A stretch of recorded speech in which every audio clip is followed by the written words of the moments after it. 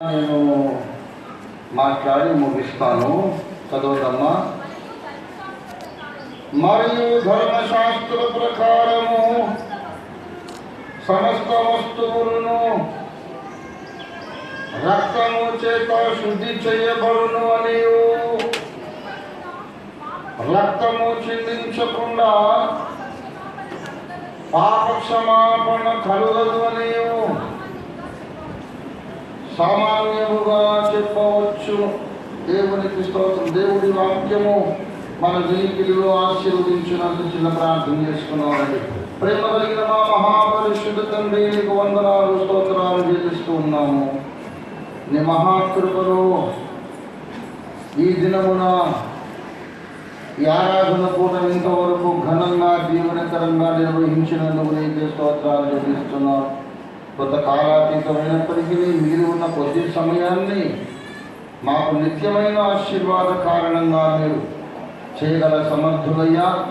మీకు అప్పగించుకుంటున్నాం. మీ దాసును వట్టివాడి, మీ దాసును మీ శిలువ రక్తంతో కడిగి శుద్ధీకరించి, మీ దాసుని నేరములు, అపరాధములు, అజ్ఞానకృతములన్నీ కూడా మీ కృపలో క్షమించి, మీ రక్తంతో మీ దాసుని కడిగి మీ అగ్నితో కాల్చి పుటము వేసి, మీ పరలోక సువర్ణ పరిమళ తైలం పరిశుద్ధాత్మ తైలంతో మీ దాసుని ముమ్మరంగా అభిషేకించి, మీ దాసుని నోట నీ మాట నుంచి నాతో మాతో మాట్లాడమని, మా జీవితాల్లో అద్భుతం చేయమని యేసు పరిశుద్ధ నామంలో స్తుతించి ప్రార్థిస్తున్నాం తండ్రి. ఆమేన్.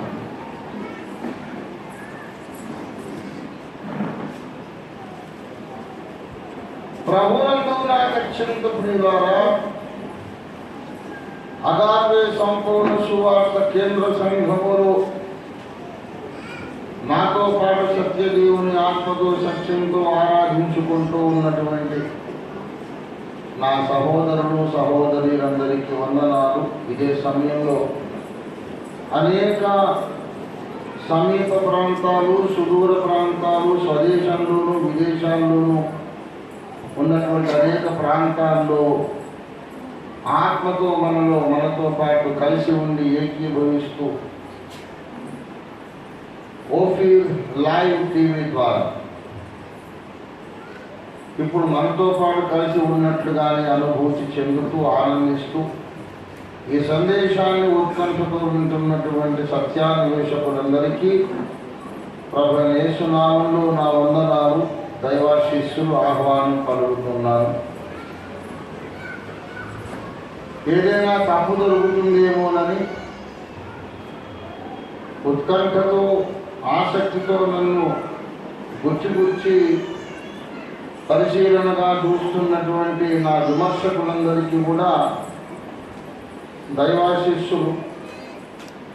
ఇవాళ వాళ్ళ జోలికి వెళ్ళడం లేదు, వాళ్ళ విశ్రాంతి. ఎందుకంటే వాళ్ళ శిష్యులతో మాట్లాడదాం అనుకుంటున్నాను. వెళ్ళలేదు కాదు, అలసట అనేది కానీ భయం అనేది కానీ నాకు ఉండదు అనే సంగతి అందరికీ తెలుసు, నా విరోధులకు కూడా తెలుసు. రంజితో ఫీరు పారిపోయాడు, ఓడిపోయాడు అని వాళ్ళు అలాంటి ప్రకటనలు చేయడానికి కారణం ఏంటంటే, అలాగా గాయపరిచే మాటలంటే వస్తాడు అని వాళ్ళ ఉద్దేశం. కానీ నేను చెబుతున్నా, రంజిత్ ఓఫీర్తో ఎవరు ఎప్పుడు చర్చించాలో అది రంజిత్ ఓఫీరే నిర్ణయిస్తారు, వాళ్ళు కాదు, నేను నిర్ణయిస్తాను. You come to debate when I decide. ఈ లోపల నేను వాళ్ళు యోగ్యులా కాదని నేను పరిశీలించి పరిశోధించి వాళ్ళ యోగ్యులని నాకు తోచినప్పుడు నేను వాళ్ళకి అవకాశం ఇస్తాను. ఏ పాయింట్ను గురించి కూడా ప్రపంచంలో అందరినీ మనం వాదించి ఒప్పించని అవసరం లేదు. సత్యం అనేది వాదన వల్లనే నిరూపించబడదు, ప్రత్యక్షత వలన నిరూపించబడుతుంది. మనోనేత్రాలు వెలిగించబడకుండా మనోనేత్రాలు గుడ్డివిగా ఉన్న వాటితో ఎంతసేపు వాదించినా ప్రయోజనం లేదు. మలేరియా వచ్చిన వాడి నోట్లో పాయసం పోసి ఇది తీయగా ఉందని వాదించడం వ్యర్థం. ఎందుకంటే వాడికి చేదుగానే కనిపిస్తుంది. కళ్ళు లేని వాడి ముందుకు అందమైనటువంటి పెయింటింగ్ తీసుకొచ్చి ఈ పెయింటింగ్ చాలా బాగున్నదని వాదించడం వ్యర్థమైన విషయం, వాడు చూడలేడు కాబట్టి. అలాగే ఆధ్యాత్మిక జగత్తులోని, ఆధ్యాత్మిక ప్రపంచంలోని అందములు, సౌందర్యములు, ఆనందములు, మాధుర్యము ఆస్వాదించలేనటువంటి జీవన్మృతులు ఉన్నారు. They are living but dead in sins. అలాంటి వాడితో మనం వాదిస్తే ప్రయోజనం లేదు. వాదించినంత మాత్రాన విషయం నిరూపించబడదు. కొన్నిసార్లు యేసు ప్రభువు కూడా మీరు అడిగిన దానికి సమాధానం చెప్పడం పొమ్మనేశాడు. కనుక విరోధులు కూడా ఈ ప్రసంగం వింటే వినొచ్చు. I welcoming you. ఇవాళ మమ్మల్ని తిట్టడట, ఇక మనం వినే లాభము, ఆ భక్తులు తిరిగితే మాకు ఆశీర్వాదం కానీ తిట్టకుంటే ఏం ఆశీర్వాదం అని నిరాశపడి మీరు సిస్టమ్ కట్టేసి వెళ్ళిపోకండి. ఒకవేళ వినాల్సిన అవసరం ఉంటే, మీకు ఆశ ఉంటే మీరు వినొచ్చు. ఎందుకంటే మిమ్మల్ని పంపించేసి మేము లోపుట్టుగా ఏమేమి చెప్పుకుంటామో అనే మళ్ళీ టెన్షన్తో మీకు బీపీ పెరుగుతుంది. మీరు విమర్శకులతో నేను మాట్లాడటం లేదు. అయినా సరే నేను నా శిష్యులతోనే నేను మాట్లాడుకున్నప్పుడైనా ఏదన్నా తప్పు మాట దొరికితే మీకు అది పనికి రావచ్చు.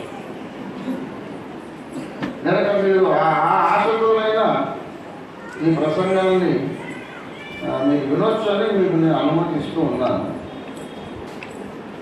సరే, ఏది ఏమైనా ఈ దినం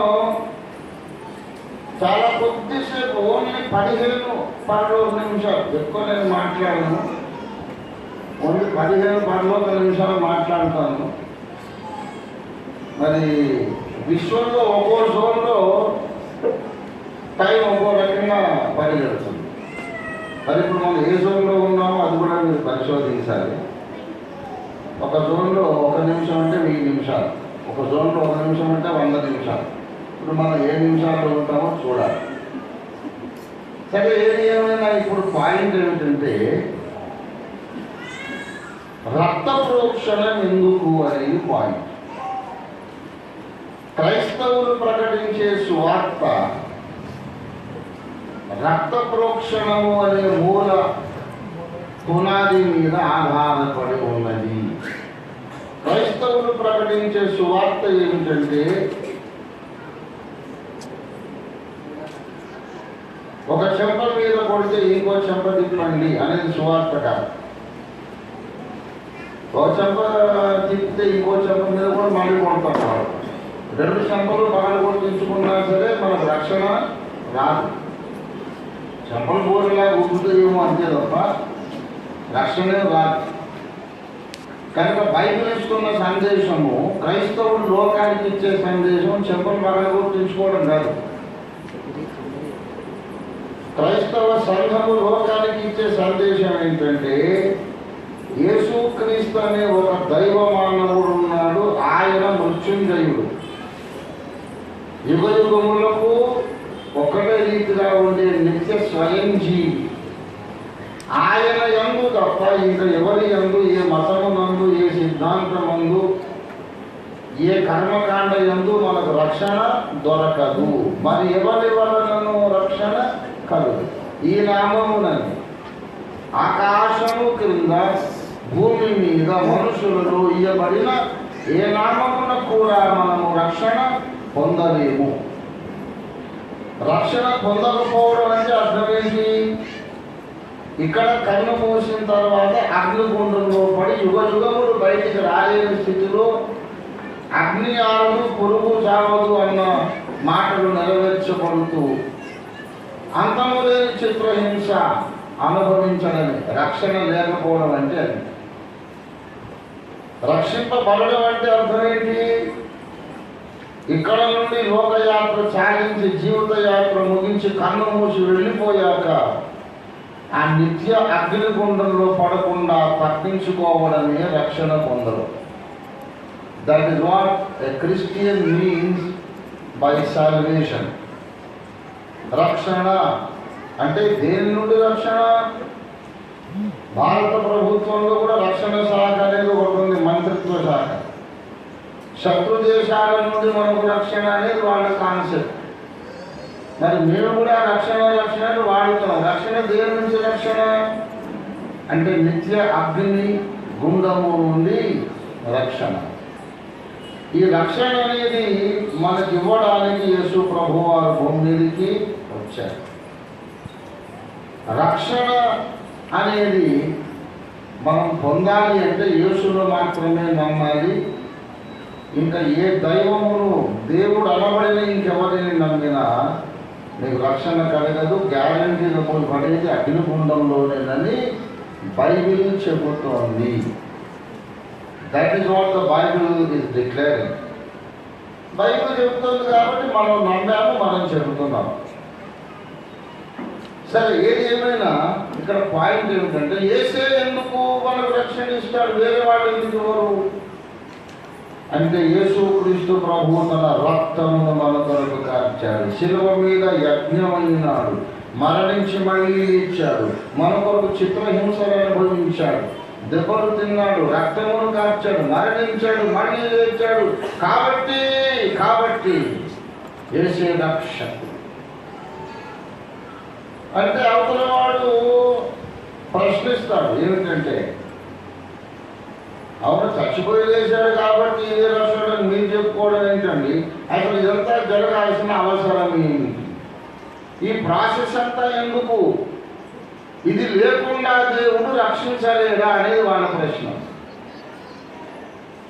దేవుడు సర్వశక్తిమంతుడు కదా, ఈ ప్రాసెస్ అంతా లేకుండా దేవుడు మనలను రక్షించలేడా?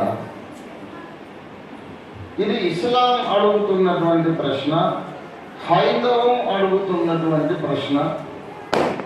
ఇక మన దేశంలో ఉన్న ప్రధానమైనటువంటి మతాలు ఇవే: క్రైస్తవం, ఇస్లాం అండ్ హైందవం. ఈ ధర్మములు ఉన్నవి.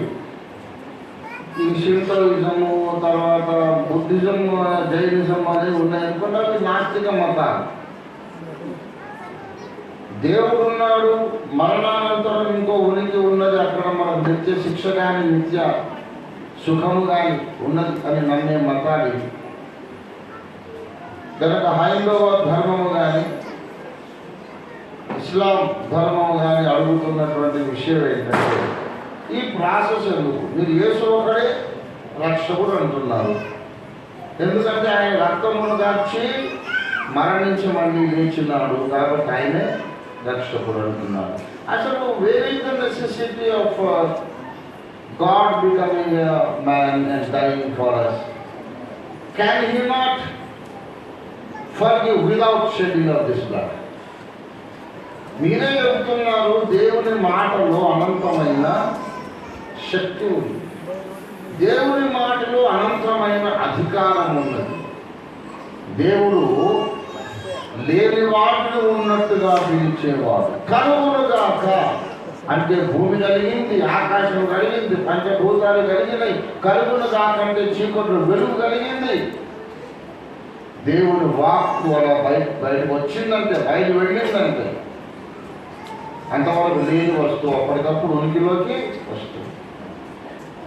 ఈ స్టేజ్ మీద ఏమి లేదు, ఇప్పుడు జంతువులు ఏమి లేవు. ఏసై వచ్చి ఇక్కడ ఏనుగుంటును కాకంటే ఉంటుందంటే మరుక్షణం. ఏమండి, ఇంకా విచిత్రంగా ఆయన ఏది చెప్తే అది ఉంటుంది. ఏనుగు లాంటి తొండము కలిగిన చిరుతపులు ఉండును కాకంటే ఉంటుంది. ఆ వింత జంతువు నెమలి దించము ఉండును కాకంటే ఉంటుంది. ఆయన అంటే ఉంటుందంతే. ఉన్నదాన్ని లేకుండా కూడా చేయగలరు. కలుగును కాక ఉండును కాకంటే అప్పటిదాకా లేనివన్నీ వచ్చేస్తున్నాయి. ఉన్నదానిని ఇది లేకపోవును కాక అంటే లేకుండా కూడా పోతుంది. ఏ వాక్కుతోనైతే ఆయన బ్రహ్మాండమును సృజించినాడో ఆ వాక్కు ఒకప్పటికి బ్రహ్మాండం లేకుండా కూడా చేస్తుంది. వాక్కుతోనే బ్రహ్మాండాన్ని సృజించాడు, వాక్కుతోనే బ్రహ్మాండం లేకుండా అంతర్ధానం చేసేస్తాడు. అంతటి శక్తి కలిగిన ఆ వాక్కును ఆయన ప్రయోగించి వీళ్ళ పాపములు లేకపోవును గాక అంటే భస్మమైపోవా అనేది ప్రశ్న. కలుగును కాకంటే బ్రహ్మాండమే గుర్తుకొచ్చింది, లేకపోవును కాకంటే బ్రహ్మాండమే నివర్తనం అయిపోతుంది, అంతర్ధానం అయిపోతుంది. పాపములు లేకపోవును గాక, పాపములు నశించుగాక అంటే పోతేనే ఇస్లాం నమ్ముతుంది. ఇదంతా అవసరం లేదండి. టార్చర్ అంటే ఎందుకు, ఇంత టార్చర్ ఎందుకండి? దేవుడు ఉండి క్షమించాలి అనుకుంటే క్షమించేస్తాడు, అంత శక్తి సంపన్నుడు. ఇదింత బాధాకరమైన ఈ టార్చరు, ఈ టార్మెంట్ అంతా పెట్టుకొచ్చేది ఏంటి దేవుడికి? అదంతా తప్పు బాబు. దేవుడు అలాగే మనిషి పుట్టి మరణించాల్సిన అవసరం లేదు అనే గట్టి కాన్సెప్ట్లో వాళ్ళు ఉన్నారు. కాబట్టి నువ్వు ఎంత సువార్త చెప్పినా వాళ్ళు వినకుండా ఈ పిచ్చోళ్ళు ఏదో భ్రమంలో బతుకుతున్నారు అనుకుంటున్నారు. వాళ్ళు భ్రమంలో జీవిస్తున్నారు. దేవుడు రక్తం కార్చడం ఏంటంటే అర్థం లేదు, అవసరం లేదు అని వాళ్ళ వాదన. కానీ మన దేశపు సనాతన ధర్మం ప్రకారం దేవుడు నరుడు అవుతాడు అనేది మాత్రం ఒక కాన్సెప్ట్ ఉంది. దేవుడు మనిషి పుడతాడు ఎందుకంటే చెడ్డవాళ్లను చంపడానికి, మంచి వాళ్లను కాపాడటానికి. ఇస్లాం మాత్రం అది కూడా ఒప్పుకోదు. దేవుడు మనిషి కాకుండానే తన అనంత మహిమలో నివసిస్తూనే అన్నీ చేయగలడు. చెడ్డవాళ్లను నశింపజేయగలడు, మంచి వాళ్ళను కాపాడగలడు, పాపములన్నీ పరిహారం చేయగలడు. God can do everything and anything while still dwelling in the glory. అసలు దేవుడు ఎక్కడ ఉంటాడు, ఎలా ఉంటాడు, అది ఎటువంటి వాడు మన కాంప్రహెన్షన్ దాటి మించిపోయినటువంటి విషయం. అల్లాహు అక్బర్. అక్బర్ అంటే గ్రేట్ అన్నమాట. Is greater than what you can imagine or comprehend. అంత గొప్ప దేవుడు, చేయలేనిది ఏముంది, అన్నీ చేస్తాడు. దాని లిమిటేషన్స్ ఏమున్నాయి అనే మాట యేసయ్య కూడా అన్నాడు. రక్తము చిందించకుండా కూడా దేవుడు మనిషిని క్షమించే అవకాశం ఉన్నదని యేసు ప్రభువు కూడా అన్నాడు. మార్కు సువార్త దయచేసి 14వ అధ్యాయము 35-36 చూడండి. కొంత దూరము సాగిపోయి నేల మీద పడి చూస్తున్నారా? మార్కు 14:35 వచనం. కొంత దూరము సాగిపోయి నేల మీద పడి సాధ్యమైతే ఈ గడియ, ఆ గడియ తన యుద్ధ నుండి తొలగిపోవాలని ప్రార్థించుచు యేసు ఇలా ప్రార్థన చేశాడు. నాయనా తండ్రి, నీకు సమస్తము సాధ్యము. అంటే దానికి అర్థం ఏంటి? నీకు సమస్తము సాధ్యం అంటే అర్థం ఏంటి? లేదంటే నీకు ఇష్టమైతే ఈ గిన్నె నా యుద్ధ నుండి తొలగించు. ఆయనను నా ఇష్ట ప్రకారము కాదు, నీ చిత్త ప్రకారమే కాలేము అనేది. ప్రియులారా గమనించండి, ఈ గిన్నె నా దగ్గర నుండి తొలగిపోని అంటే అర్థం ఏంటి? శిలువ శ్రమము, శిలువ మరణము అనే గిన్నె. ఈ శిలువ యజ్ఞముగా, యజ్ఞ పశువుగా నేను మరణించడం అనే దుర్భరమైన ఈ శ్రమ అనే ఈ గిన్నె, దేవుని చేతనే నేను విడిచిపెట్టబడే ఆ దుర్భరమైన వేదన అని ఆ గిన్నె నా దగ్గర నుండి తొలగిపోను నాయనా, నీకు ఇష్టమైతే. ఇలా ఎందుకు అడుగుతున్నావు కుమారుడా అంటే నీకు సమస్తము సాధ్యము కాబట్టి. ఈ గిన్నె నా దగ్గర నుండి తొలగిపోని అని అడిగేటప్పుడు క్లాస్ పెట్టారు. I pray because this is possible.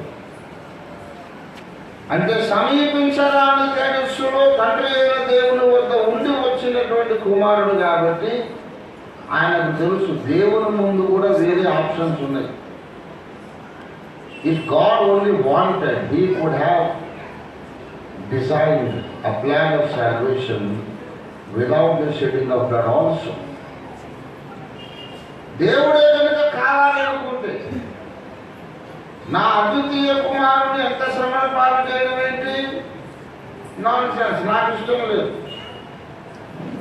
I love my only begotten sun, నా ప్రియమైన కుమారుడు. ఏ తప్పు చేశాడని అంత శ్రమ పెట్టాలి? నాకు ఇష్టం లేదు. అరే ఈ సంకల్పము, ఈ రక్షణ ప్రణాళిక రద్దు చేస్తున్నాను. 24 పెద్దలారా రండి, ఇంకో ఆలోచన చెబుతాను, కొత్త ఆలోచన చేయండి. రక్తము చిందించకుండానే పాప క్షమాపణ కలుగునని కొత్త ధర్మశాస్త్రం రాయింది అని ఆజ్ఞాపించగలడు. ఉన్న ధర్మశాస్త్రాన్ని మొత్తం తీసేసి కొత్త ధర్మశాస్త్రం రాసి, కుమారుడా ఏదో అనుకున్నాను, నువ్వు అక్కడ చచ్చిపోయి అక్కడ వచ్చేసే పైకి హనుకుని తీసుకుపోయినప్పుడు తీసుకుపోగలడు, చేయగలడు. కానీ ఆయన లేదు, నేను దాన్ని చావడమే నాకు ఇష్టమని పంపించాడు. వై? దేవుడు మజ్బూర్ కాడు, కానీ మజ్బూర్ అవుతాడు. खुदा कभी मजबूर नहीं होता, कभी मजबूर होता भी है. అంటే అర్థం ఏంటంటే, మజ్బూర్ అంటే అండర్ ప్రెషర్, కంపెలింగ్ సిచ్యువేషన్, బలవంత పెట్టబడి కొన్ని పనులు చేయడం.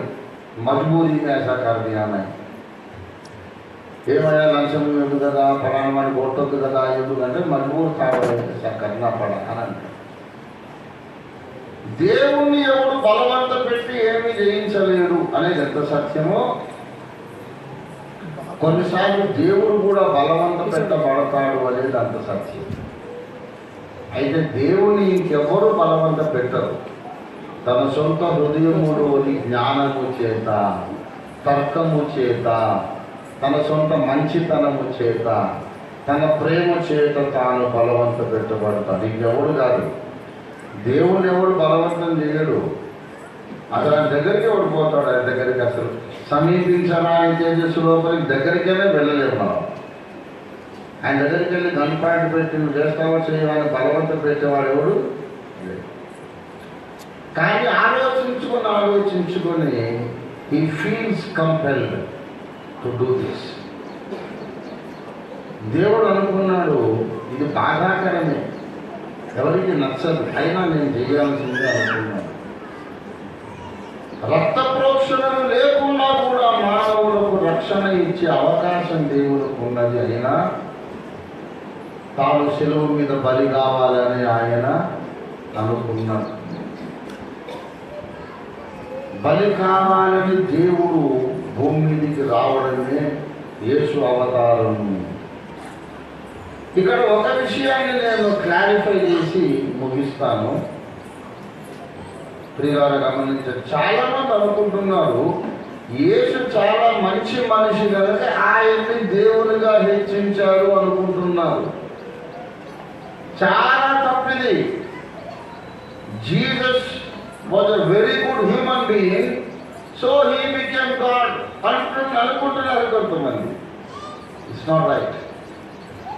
ఆయన చాలా మంచి మానవుడు కనుక మంచితనములో, మానవత్వంలో పరాకాష్ఠకు వచ్చేసాడు కనుక ఆ దయ, జాలి, వాత్సల్యము, సహనము, ప్రేమ, జ్ఞానము పరాకాష్ఠకు వచ్చేసే కనుక అంత మంచితనాన్ని చూసి ప్రజలు ఆయన్ని దేవుణ్ణి చేశారు అనుకుంటున్నారు కొందరు అమాయకులు. యేసు మంచి మనిషి అయినందుకు దేవుడు కాలేదు. He was originally God, but later became man. Originally he was God. Jesus existed long before the universe existed. ఈ భూమి లేకముందు, భూమి మీద మానవ జాతి లేకముందు, అసలు మానవ జాతి నివాసమైన భూగ్రహమే లేకముందు, పంచభూతములు పుట్టక ముందు, అసలు బ్రహ్మాండమే లేకముందు యేసు ఉన్నాడు. ఇది యేసయ్య చెప్తున్న మాట. యోహాను సువార్త 17వ అధ్యాయం 5వ వచనంలో, తండ్రి లోకము పుట్టక మునుపు నాకు నీ యొక్క ఏ మహిమ ఉండేనో ఆ మహిమను ఇప్పుడు మళ్ళీ నాకు అనుగ్రహించు, నన్ను మహిమపరచన్నాడు. లోకము పుట్టక ముందు నీ యొక్క నేను తిని అప్పుడు నాకు మహిమ కలిగి ఉండెను, మహిమ కలిగిన వాడునుగా ఉంటుంది. లోకం పుట్టక ముందు నేనున్నానని యేసు చెబుతుంటే, దేవుడు నరుడైనాడు. మనిషిని మనం దేవుణ్ణి చేయలేము, మనిషిని మనం దేవుణ్ణి చేయలేమండి. కొంతమంది బ్రాహ్మణ పండితులు కొన్ని ఆలయాల్లో ఆలయ ప్రతిష్ట, విగ్రహ ప్రతిష్ట చేస్తూ ఉంటే పెరియార్ స్వామి రామస్వామి గారు ఆయన అన్నారు, ఏమిటయ్యా మీరు రాయిని పూజ చేస్తారు అంటే ఒక పండితుడు చెప్పాట. ఏంటంటే, బాబు అది రాయని మీరు అనుకుంటున్నారు, మామూలు పరిస్థితుల్లో రాయే. మేము మంత్రోచ్చాటన చేసి వేద మంత్రములు చదివినప్పుడు దాంట్లో దైవశక్తి ప్రతిష్ఠితమవుతుంది, అందులోకి దేవుని ప్రభావం వస్తుంది.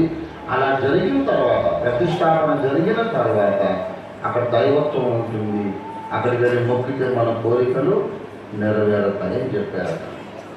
అంత గొప్ప శక్తి మీ మంత్రముల్లో ఉన్నది కనుక రాయి మీదనే మీరు మంత్రాలు చదివితే దేవుడైపోతుంది కనుక అస్పృశ్యులను, అంటరాని వాళ్ళని కొందరు తెచ్చి మీరు మంత్రాలు చదివి వాళ్ళని అంట కలిగిన వాళ్ళనిగా చేస్తే బాగుంటుంది కదా అన్నారట.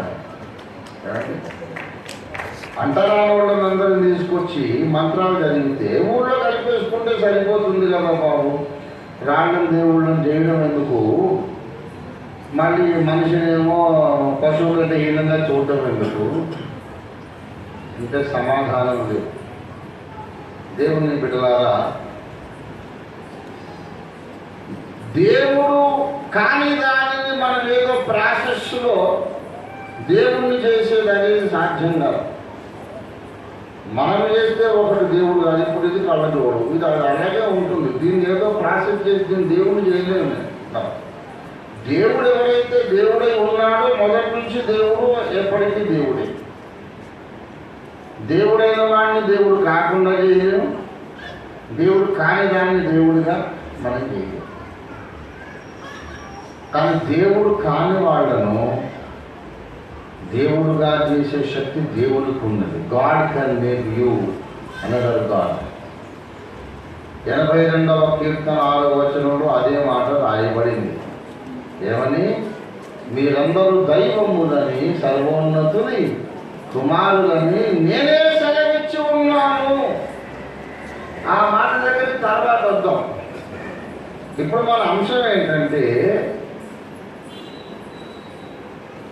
యేసు మానవత్వములో ఉన్నత స్థితికి ఎదిగినందుకు, మానవత్వంలో పరాకాష్ఠ స్థాయికి ఎదిగినందుకు, చాలా మంచివాడైనందుకు ఆయన దేవుణ్ణి చేశామనేది అది అజ్ఞానము, బుద్ధిహీనత.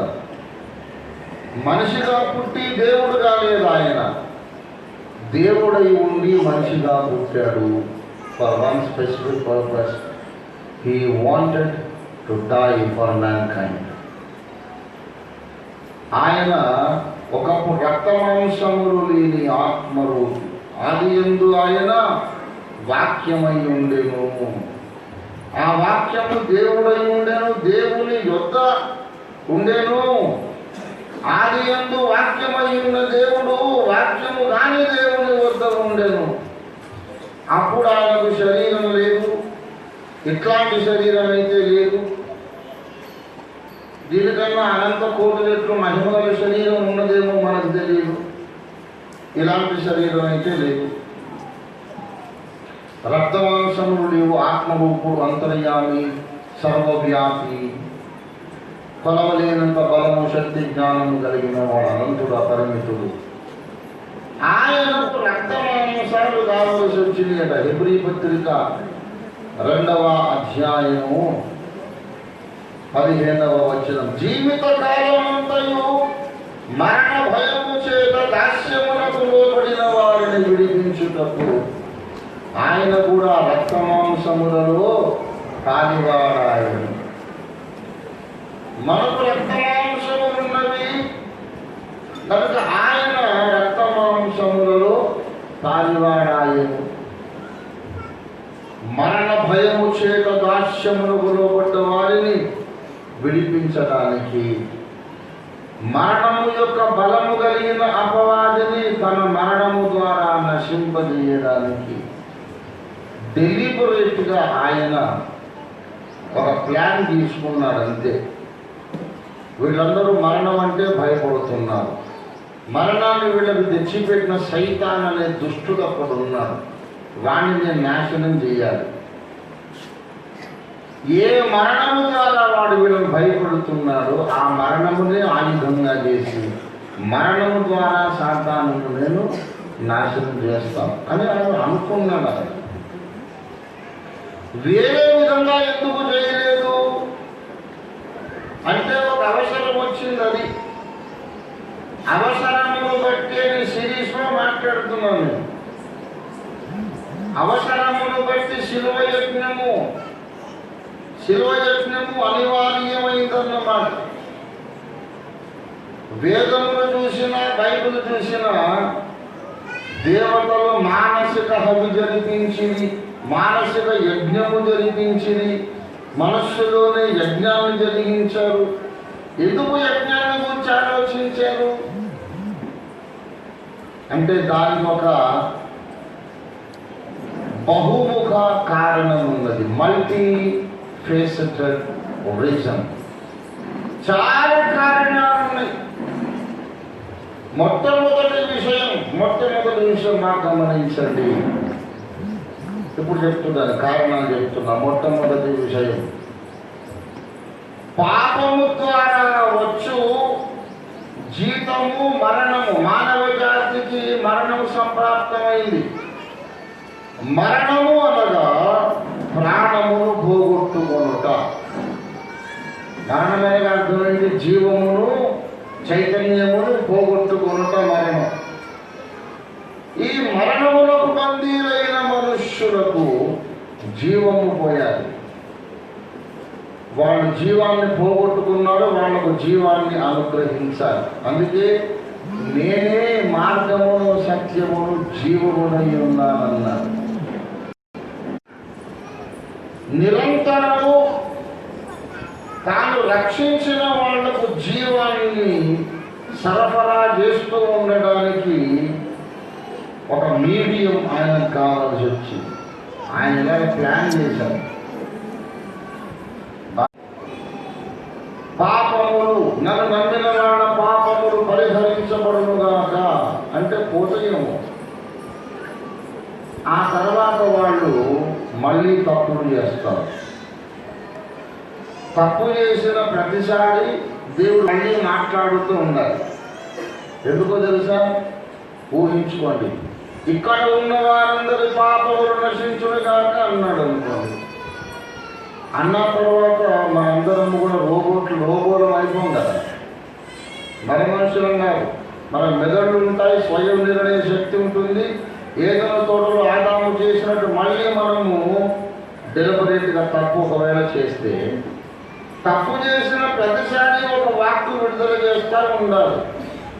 చాకలి వాడు బట్టలు మళ్ళీ ఉంచినట్టు. అలా కాకుండా దేవుడు ఒక బ్యూటిఫుల్ ప్లాన్ చేశాడు. ఏంటంటే పాపములను హరించే శక్తి, దేవుడు తన శక్తిని నింపినటువంటి ఒక మీడియం, రక్తం ఒకదాన్ని సృష్టించుకున్నాడు. మొట్టమొదటి విషయం, మానవులందరికీ రక్తమాంసాల శరీరాలు ఉన్నాయి కనుక అలాంటి శరీరమే కనుకుంటే వాళ్ళ ప్రతినిధిగా ఆయన మరణించగలడు. వాళ్ళ ప్రతినిధిగా వీళ్ళందరి శిక్ష నా మీద వేయండి, ఎందుకంటే నేను మానవ జాతి ప్రతినిధిగా ఈ శిక్ష భరిస్తాను. రెండవ విషయం, రక్తమాంసముల శరీరము దాల్చుట వలన రక్తమాంసములు కలిగిన మనం ఎలాంటి శోధన ఎదుర్కొంటున్నామో ఆ శోధనల్లో ఆయన సహానుభవము కలిగిన వాడవుతాడు. హెబ్రీ పత్రిక 4వ అధ్యాయము 14వ వచనం, మన ప్రధాన యాజకుడు మన బలహీనతల యందు మనతో సహానుభవము లేనివాడు కాడు. దేవునికి స్తోత్రం. హెబ్రీ 2:18, తాను శోధింపబడి శ్రమ పొందెను గనక శోధింపబడి వారికి సహాయము చేయగలవాడై ఉన్నాడు. మనలో ఒకడుగా తాను జీవించినప్పుడే ఆయన మనకు చెప్పే నీతి పాఠాలకు కూడా ఒక విలువ ఉంటుంది. ఈ కారణం చేత మానవ జాతికి రక్షకుడైనటువంటి దేవుడు, బాగా వినండి, మానవ జాతికి రక్షకుడైన దేవుడు మానవుడవుతాడు అనే సంగతి వేదము కూడా చెప్పింది. నేను ఈ విషయం హైందవ క్రైస్తవంలో తేటగా రాశాను. అగ్నిదేవ, నీవెవ్వరవు? నిన్ను మేము ఏ రీతిగా తెలుసుకోవాలి? మానవులలో నీకు బంధువులెవ్వరు అని అడిగారు. అగ్నిదేవునికి 2 జన్మలు గలవు. పరమందు ఒక జన్మ, భూమి మీద 2వ జన్మ. భూమి మీద ఆయన పుట్టినప్పట్లో కొంతమంది ఆయనకు చుట్టాలైనారట. అగ్నిదేవ, భూమి మీద మీ చుట్టాలు ఎవరని అడిగారు మహర్షి వేదాల్లో. ఇదెవరు పట్టించుకోరు. ఎంతసేపటికి ఒకటే సోది, కామక్రోధాలు జయించండి అంట కూర్చున్నారు. ఏమిట్రా కామక్రోధాలు జయించడం? కామక్రోధాలు దేవుని సృష్టి. కామక్రోధాలు జయించకూడదని ఎన్నోసార్లు చెప్పాను. కామక్రోధములు దేవుని వశంలో అప్పగించాలి. మన కామం ఉండాలి, దేవుని చిత్త ప్రకారం అది ప్రబోధించాలి. క్రోధం ఉండాలి, దేవుని చిత్త ప్రకారం అది ప్రబోధించాలి. అంతేగాని అసలు కామమే లేకుండా ఉండేలాగా, కామం లేకుండా ఉండాలి, దేవుని అదుపులో ఉండాలి. కోపం ఉండాలి, దేవుని కంట్రోల్లో ఉండాలి. కామక్రోధాలు జయించడం అనేదంతా ఒకటి ట్రాష్, అది మెట్ట వేదాంతం. ఏం చెప్పాలో తెలియక అదొకటి చెప్తా కూర్చున్నారు. ఎవరు చెప్పినా అదే సోది. కావలసింది కామక్రోధాలు జయించడం అనేది కాదు. వేదంలో ఇంకా చాలా మ్యాటర్ ఉంది.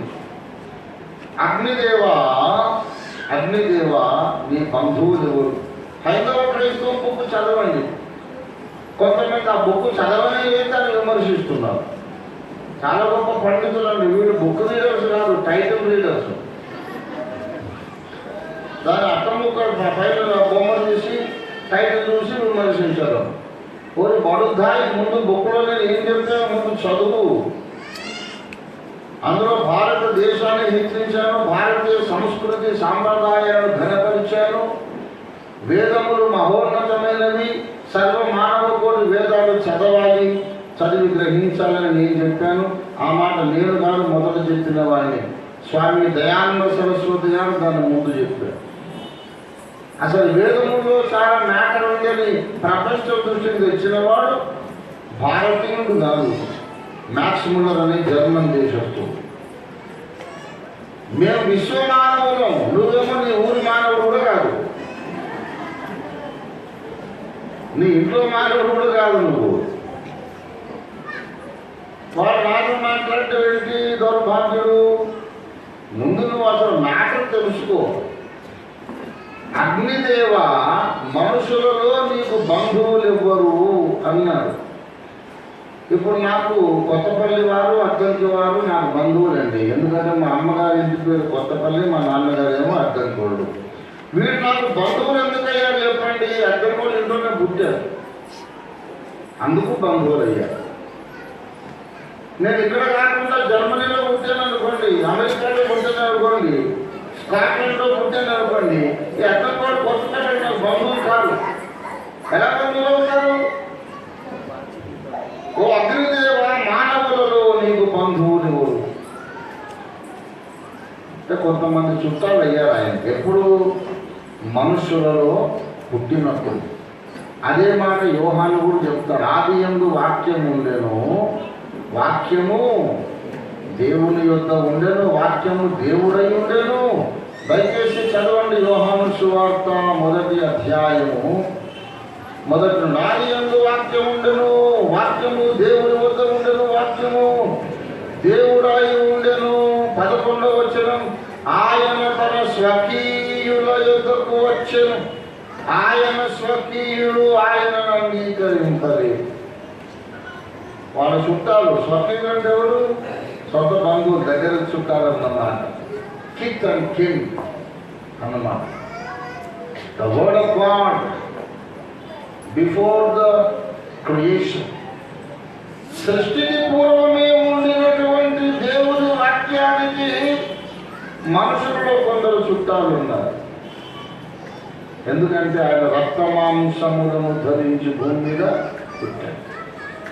పుట్టినప్పుడు మనుషులకు ఆకలి అయితే ఎలా ఉంటుంది, శరీర కోరికలు ఉంటే ఎలా ఉంటుంది, ఎవరైనా అవమానించినప్పుడు మనసు గాయపడితే ఎలాగ ఆ బాధ ఎలాగ ఫీలింగ్ ఎలా ఉంటుంది, ఇవన్నీ అనుభవించాడు.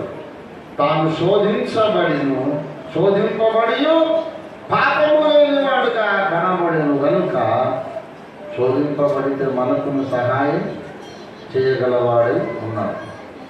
He became a human being. He knows all the human emotions. మానవ భావోద్రేకములన్నీ ఆయన అనుభవించి ఆయన నన్ను వెంబడించండి, పరిశుద్ధంగా జీవించండి అని చెప్పాడు. దేవుని బిడ్డలారా, డెలిబరేట్గా ఆయన ఈ మార్గం ఎంచుకున్నాడు. ఈ విషయం గమనించాలి. వేరే మార్గం లేదు, గత్యంతరం లేక శ్రమపడలేదు. ఆయన గత్యంతరం ఉన్నా కూడా మన కొరకు శ్రమపడ్డాడు. ఎందుకంటే పర్ఫెక్ట్గా ఒక పని చేద్దాం అనుకున్నాడు. ప్రప్రథమంగా మానవుడు పాపము చేసి మరణం సంపాదించుకున్నాడు, మరణాన్ని పొందుకున్నాడు. కనుక మరణానికి విరుగుడు జీవం. ఈ జీవమును వాడి లోపల నింపాలి. జీవాన్ని నింపడానికి ఒక పర్మనెంట్ ఇంగ్రీడియంట్ ఒకటి ఉండాలి, ఒక మీడియం. ఆయన శిలువ మీద వేలాడి, బాగుందండి, శిలువ మీద వేలాడి రక్తమును కాచి, ఆ రక్తమును మనము ప్రతి ఆదివారము త్రాగుతూ ఉండడానికి అవకాశం కల్పించాడు. ఆయన కాచిన రక్తమట అపొస్తలుల కార్యాల ప్రకారం 20వ అధ్యాయం 28వ వచనం ప్రకారం దేవుని రక్తము అట. ఆయన కాచిన రక్తం ఎవరిదట? అది దేవుని రక్తము. దేవుడు తన స్వరక్తమెత్తి సంపాదించిన సంఘము అన్నారు. ఆ దేవుని రక్తము లోపల ఏమున్నది అంటే హెబ్రీ 7:16 ప్రకారం నాశనము లేని జీవమున్నది అట. కల్వరిలో కార్చబడినది దేవుని రక్తం, అందులో ఉన్నది నాశనము లేని జీవం. రక్తంలో ఎప్పుడూ ప్రాణం ఉంటుంది.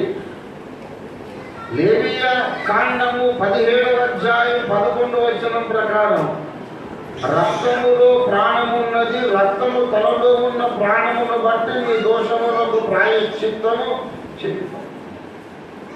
మీ నిమిత్తము ప్రాయశ్చిత్తము చేతకై బలిపీఠం మీద పోయడానికి రక్తాన్ని నేను మీకు ఇచ్చాను. కనుక రక్తములో ప్రాణం ఉన్నది. యేసు రక్తములో నాశనము లేని జీవము ఉన్నది.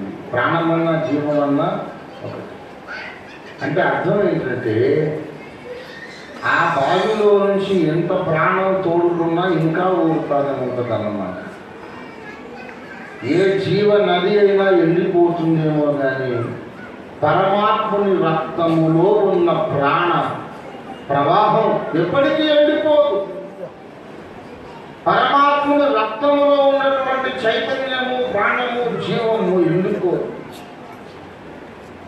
ఇలాంటి ప్రపంచాలు, ఈ ప్రపంచంలో ఉన్న కోట్ల మంది జనం, ఇలాంటి కోటాను కోట్ల ప్రపంచాల్లో ఉండే కోట్ల కోట్ల కోట్ల జీవరాశులు, ఎంతమంది ఎప్పటికప్పుడు జీవాన్ని కావాలనుకున్నా వెంటనే అక్కడి నుంచి జీవం ఊరుతుంది, మళ్ళీ వస్తుంది. ఒక బండ, పెద్ద కొండ ఏం కాదు, ఆ బండను కొట్టమన్నాడు దేవుడు. కొట్టాడు. మోషే భక్తుడు కొట్టాడు ఆ బండను. కొట్టిన తర్వాత నీళ్లు ప్రవాహంగా బయలువెళ్ళింది. లక్షల మంది రాగారు. అవతల నుండి ఎక్కడి నుంచో గొట్టలం పెట్టలేదండి దానికి.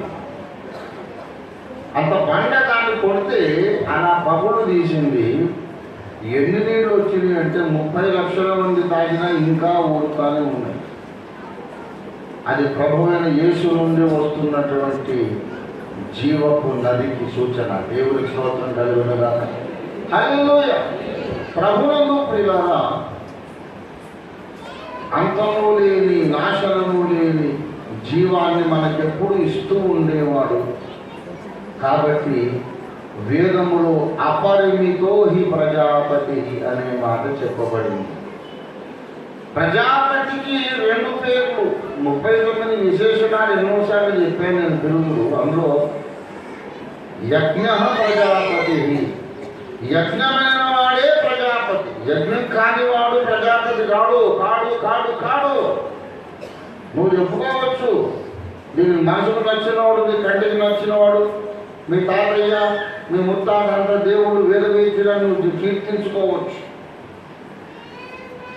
నువ్వు అన్నంత మాత్రాన అప్పుడు వేదవేద్యుడు కాదు. వేదవేద్యుడైన భగవానుడు ఎవరంటే యజ్ఞమైన వాడే వేదవేద్యుడు.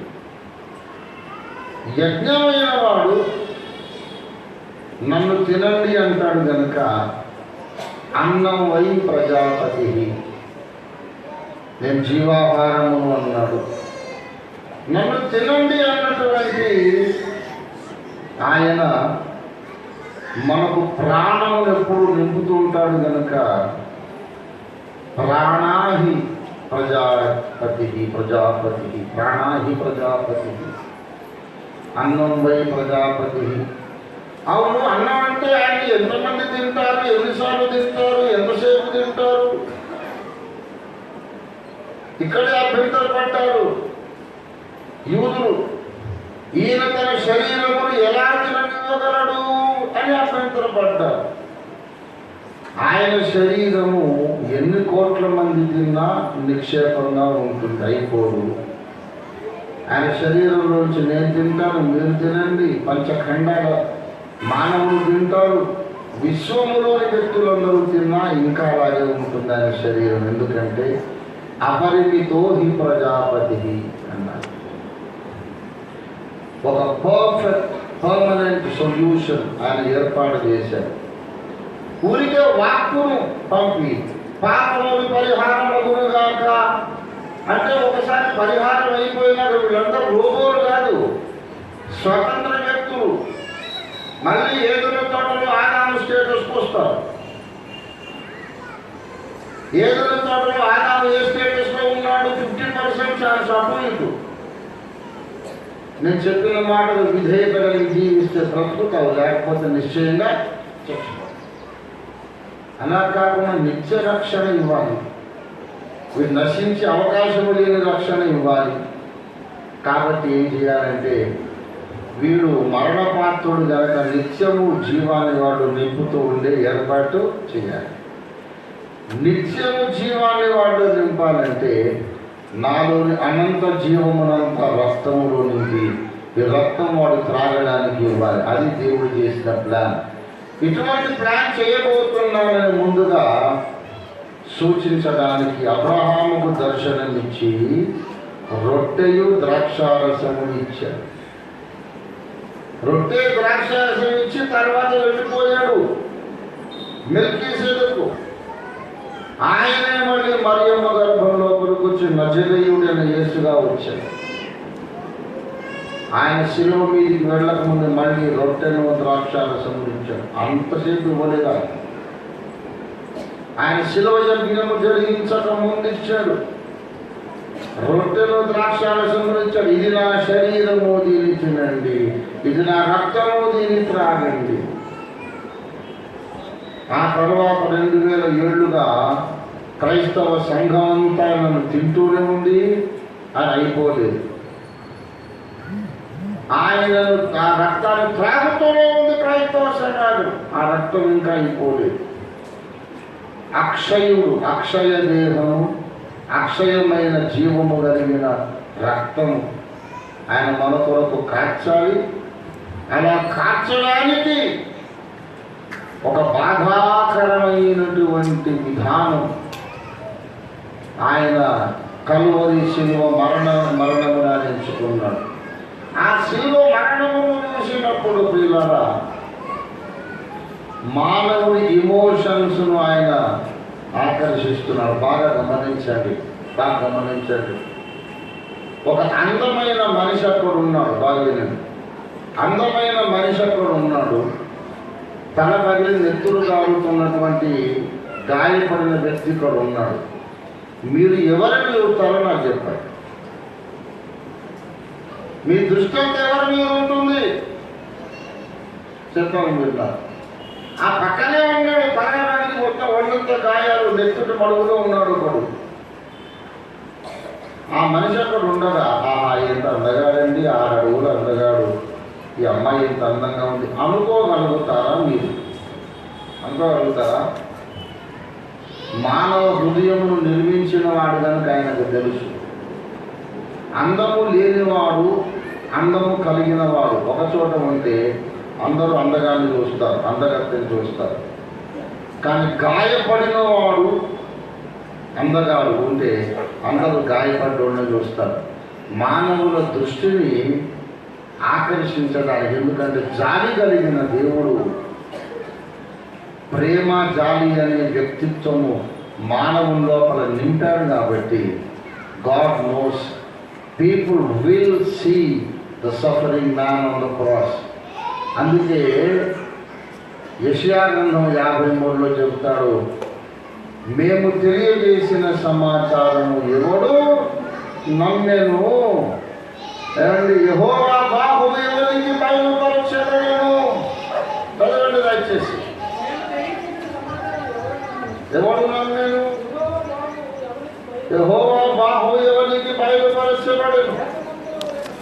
లేక మొక్క వలన ఎండిన భూమిలో మొలిచిన మొక్క వలెను అతడు ఆయన ఎదుట పెరిగెను.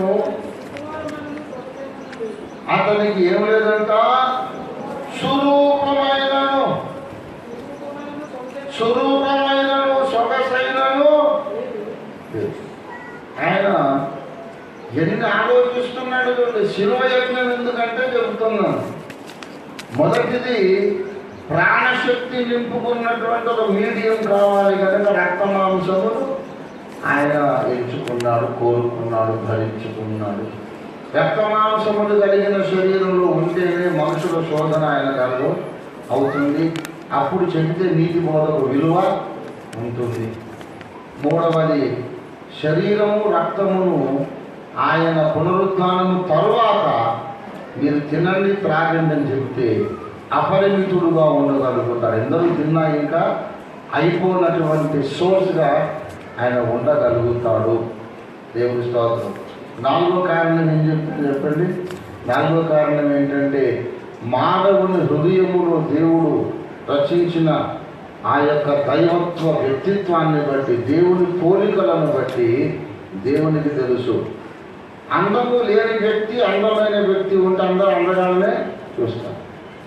కానీ మహా అందగాడు కూడా ఆ ప్రక్కనే మరణాసనంలో ఉంటే నేత్రాలు తప్పకుండా వీళ్ళకే పోతాయి. కాబట్టి మానవుని ఎమోషన్స్ అన్నిటిలో తీవ్రమైనది బాధ, జాలి. ఈ రెండు. ఏమండి, ఒక విషయం చెప్తున్నాను. మనకు చాలా దగ్గర వాళ్ళు ఎవరైనా చచ్చిపోయారు అనుకోండి, హృదయం గాయపడుతుంది, ఏడుస్తూ ఉన్నప్పుడు బాధపడుతూ ఉన్న పరిస్థితిలో ఎవరైనా వచ్చి పాపము చేద్దాము రమ్మని శోధించారనుకోండి, మీరు చేయగలరా? చెంపలు అడగబడతారు. ఏంట్రా దౌర్భాగ్య బుద్ధిహీనుడా, హృదయం గాయపడున్నా నేను పాపాన్ని పిలుస్తానంటే బుద్ధి లేదు, శరీరంలో త్యాగానికి సమయమైంది. బాధ వేదన అనేది ఉన్నప్పుడు పాపము మీది మనస్సు పోదు. బాధపడుతున్న వ్యక్తిని చూసినప్పుడు లోక ఆకర్షణల మీదికి మనసు పోదు. సాతానుకు ఈ తెలివి లేదు, ఎందుకంటే సృష్టికర్త కాదు కదా. వాడు దేవుడను గుర్తించి ఒకరిని నుంచి ఒకరిని అందంగా చేశాడు. వాడు గుర్తించిన దేవుళ్ళందరూ ఎంత అందగాడంటే అంత అందగాడు. పక్కన స్వరూపము లేని సొగసు లేని యేసు శిలువ మీద ఉన్నాడు.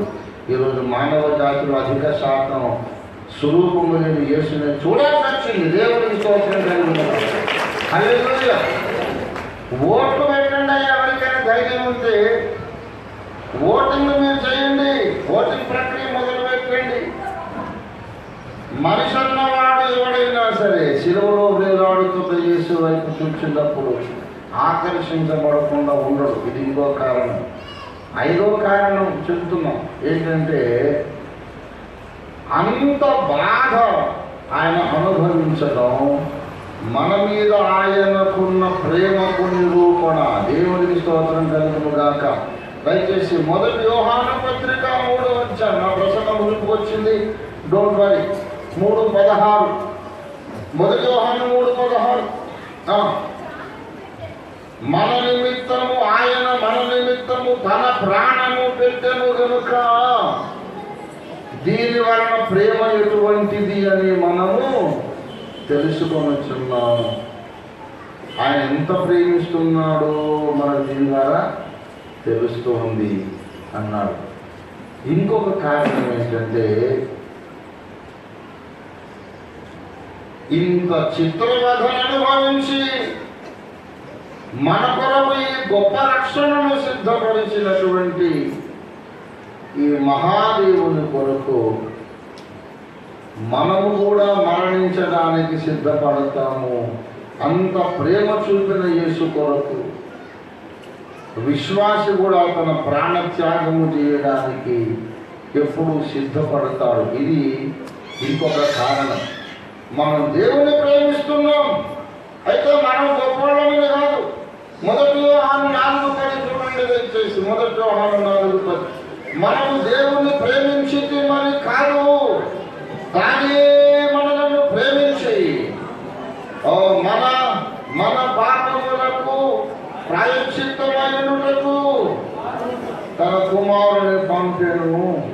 ఇందులో ప్రేమ ఉన్నది. దేవునికి స్తోత్రం కలుగును గాక. ఏమండి, మనము ముందు ఆయనే మనల్ని ప్రేమించాడు. ఆయన ప్రేమించి మన కొరకు తన ప్రాణమును అర్పించాడు. అందుచేత ఆయన కొరకు మనం మరణిస్తాము, మరణించడానికి సిద్ధంగా ఉంటాం. అంతేకాదు 11వ వచనంలో దేవుడు మనలను ఇలాగూ ప్రేమింపగా మనం ఒకరిని ఒకడు ప్రేమించబద్ధులమై ఉన్నాం. దేవునికి స్తోత్రం కలుగును గాక. హల్లెలూయా, హల్లెలూయా. 4:19 చూడండి. ఆయనే మొదట మనలను ప్రేమించెను గనుక. ఏమండి, ఎన్ని కారణాలు చెప్పాను నేను చెప్పాను ముందు. ఏమండి, ఏం చెప్పాను? దేవుడు ఊరికేనే వాక్కు ద్వారా పరిహరించడం కాదు, మళ్ళీ తప్పులు చేసే అవకాశం. మళ్ళీ వీడు ఎంతసేపటి మళ్ళీ అటో ఇంటో పడిపోయే అవకాశంలో ఉంటాడు. అలా కాకుండా మరణము అనే శిక్ష తెచ్చుకున్న వాడి లోపలికి నిరంతరము జీవాన్ని పంప్ చేస్తూ ఉండడానికి ఒక స్టాండింగ్ మీడియం దేవుడికి కావాలి. కనుక రక్తమును తార్చుట వలననే రక్షణ ఇస్తాననుకున్నాడు.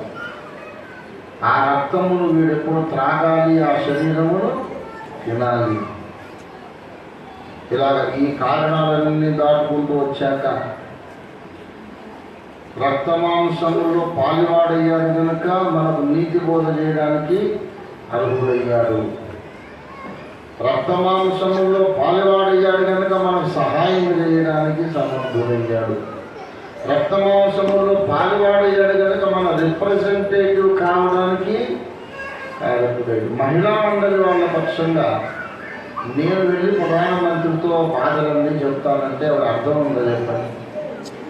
మా ఆడవాళ్ళ బాధలు నీకేం తెలుసురా బాబు, ఒక అమ్మాయిని పంపించాడు ఆయన రానివ్వడు, రాణిస్తాడండి. స్త్రీలందరి కష్ట సుఖాన్ని మీతో చెప్పడానికి వచ్చాడు, నిలవన్నాడు స్త్రీవా గేడవడు అంటాడు, రానివ్వడు. ఇవన్నీ పిచ్చోళ్ళ ఉందండి. అలాగే పురుషులు రావడం తెలీదు. ఇప్పుడు పురుషులందరూ కలిసి సంఘం పెట్టుకున్నారు, భార్య బాధితులు సంఘం పెట్టుకున్నారు అనుకోండి. అప్పుడు మన కష్ట సుఖాలు చెప్పుకోవడానికి ఒక అమ్మాయి అయితే కుదరదు. ఆమెకేం తెలుసు ఆ బాధలు, ఎవరు బాధలు వాడేది. కనుక మన ప్రతినిధి కావడానికి ఆయన మనలాంటి శరీరము దాల్చినప్పుడు ఆయన అర్హుడైనా అది న్యాయము. తర్వాత ప్రతి వారము నన్ను తినండి, నన్ను నా రక్తమును త్రాగండి చెప్పడం ద్వారా ఎప్పటికప్పుడు జీవాన్ని నింపుతూ ఉన్నాడు. కనుక నన్ను తినువాడు నా మూలముగా జీవించును అనే మాట నెరవేరుతాం. దేవుని స్తోత్రం కలుగును గాక. తర్వాత ఇట్టి ఘోరమైనటువంటి శ్రమలను చూసిన తర్వాత మనిషి పాపమును అసహించుకుంటాడు. ఆ ఘోరమైన శ్రమను చూడగానే ఎవడు వ్యభిచారానికి వెళ్ళడు, ఎవరి మీద గొడవలకు వెళ్ళడు. మనస్సు గాయపడినప్పుడు బాధలో ఉన్న మనిషి పాపానికి దూరం అవుతాడు, పరిశుద్ధతకు దగ్గర అవుతాడు. మనిషిలో ఉండే దైవ పోలికను బట్టి ఎంత అందగాడు ఉన్నా సరే బాధలో ఉన్నవాడిని వీడి హృదయం చూస్తుంది. అరే ఆ అబ్బాయి ఎందుకని బాధపడ్డాడు అని ఆలోచిస్తాడు తప్ప ఆ ఫలానా సినిమా స్టార్ చాలా అందగాడులే అనుకోడు. ఏమిటా కోడి సినిమా స్టారు అసలు మనిషిలో మానవత్వం లేదు, ఇంత బాధపడుతుంటే అసలు పట్టించుకోవాలి అంటాడు.